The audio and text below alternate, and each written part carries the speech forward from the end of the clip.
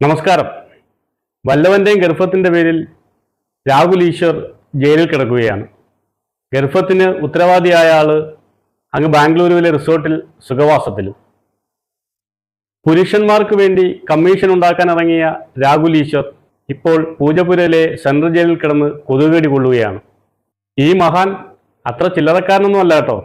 ശബരിമല തന്ത്രിമാരുടെ കുടുംബമായ താഴമണില്ലത്തെ നമ്പൂതിരിക്കുട്ടിയാണ്. പക്ഷേ വകതിരിവ് ലെവലേശമില്ല. അല്പം കിളി പോയിട്ടുമുണ്ട്. ഇതാരി നമ്മുടെ പട്ടയത്ത് പപ്പനാഥ സാറല്ലയോ? അല്ലല്ലോ, അല്ല ഉണ്ണിത്താനത്തിയാവല്ലോ. ഞാൻ ആകെ അങ്ങ് അല്ല, ഇതാര് നമ്മുടെ കുഞ്ചാക്കുട്ടിയല്ലയോ? അടയ്ക്കണോ? ലോകത്തുള്ള സകലമാന ഐറ്റങ്ങളുമുള്ള നാടാണ് നമ്മുടെ കൊച്ചു കേരളം. കിളി പോയതും എഞ്ചിൻ ഔട്ട് ഓഫ് കംപ്ലീറ്റ് ആയതും പിരിപോയതും ആയിട്ടുള്ള സകല ഐറ്റങ്ങളും നമ്മുടെ നാട്ടിൽ കാണാൻ കഴിയും. അതിലൊരെണ്ണമാണ് ഇത്. വല്ലവന്റെയും ഗർഭത്തിന് ജയിലിൽ കിടക്കുന്ന ആദ്യത്തെ മുതല്. പുരുഷന്മാർക്ക് വേണ്ടി സ്വാതന്ത്ര്യ സമരം നടത്തുകയാണെന്നാണ് പുള്ളി പറയുന്നത്. 2 ദിവസമായിട്ട് ഭക്ഷണവും കഴിച്ചിട്ടില്ല എന്നൊക്കെയാണ് ആംഗ്യത്തിലൂടെ കാണിച്ചുകൊണ്ടേയിരിക്കുന്നത്. പോലീസുകാർ വീട്ടിൽ വന്നപ്പോൾ കേസിലെ ഏറ്റവും വലിയ എവിഡൻസ് ആയ ലാപ്ടോപ്പ് ഒളിപ്പിച്ചു വെച്ച വീഡിയോ എടുത്ത് യൂട്യൂബിലിട്ട ബുദ്ധിമാനാണ് ഈ കക്ഷി.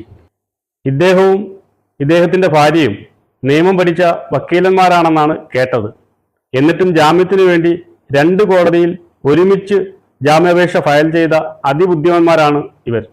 നാട്ടിലെ ആകെ പുരുഷന്മാർക്ക് വേണ്ടി വാദിച്ച രാഹുൽ ഈശ്വറിന് വേണ്ടി ഇപ്പോൾ ഭാര്യ വാദിക്കുകയാണ്. ഒന്ന് കേട്ടു നോക്കൂ. പറയേണ്ടവർക്ക് എന്തും പറയാം. അപ്പൊ അവർക്ക് ഇതൊന്നും നമ്മുടെ ബുദ്ധിമുട്ടൊന്നും അവരറിയുന്നില്ല.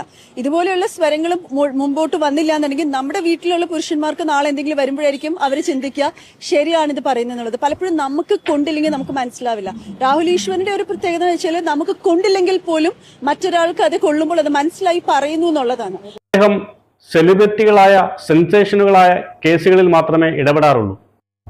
നടി ആക്രമിക്കപ്പെട്ടപ്പോൾ ചാനലുകളെല്ലാം കയറി ആ നടിയെ വളരെ രൂക്ഷമായ ഭാഷയിലാണ് ഇദ്ദേഹം വിമർശിച്ചതും അധിക്ഷേപിച്ചതും.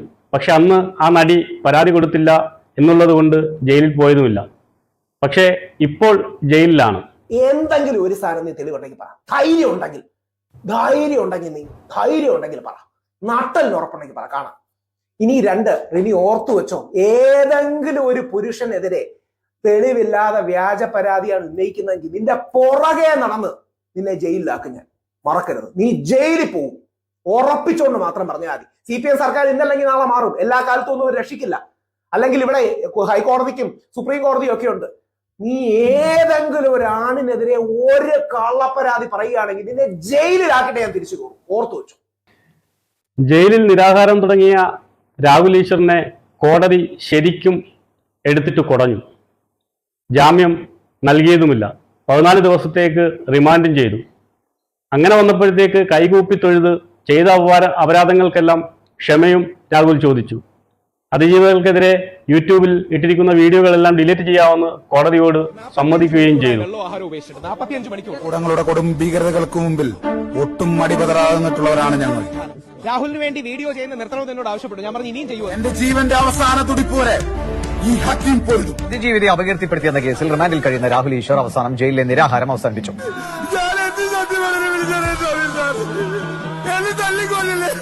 തെറ്റ് ചെയ്തിട്ടില്ലെന്നും പങ്കുവച്ച പോസ്റ്റുകൾ പിൻവലിക്കാമെന്നും രാഹുൽ ഈശ്വർ കോടതിയെ അറിയിച്ചിരിക്കുന്നു. ഈശ്വർ നിരാഹാരം അവസാനിപ്പിച്ചു. വിശക്കുന്നു എന്ന് പറഞ്ഞ രാഹുലിന്റെ ഉദ്യോഗസ്ഥർ ഭക്ഷണം വാങ്ങുന്നു.